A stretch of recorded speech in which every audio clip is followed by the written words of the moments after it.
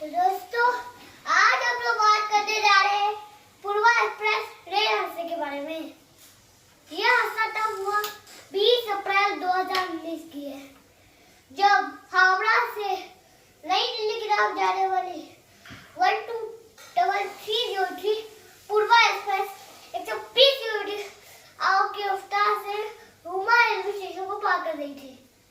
जैसे ही train station cross कर रही थी, ट्रेन दो पार्ट में डिवाइड हो गई, जिसके बाद ट्रेन के 12 कोचेज डिले हो गए और इसमें तो 4 कोचेज तो पूरी तरह से पलट गए।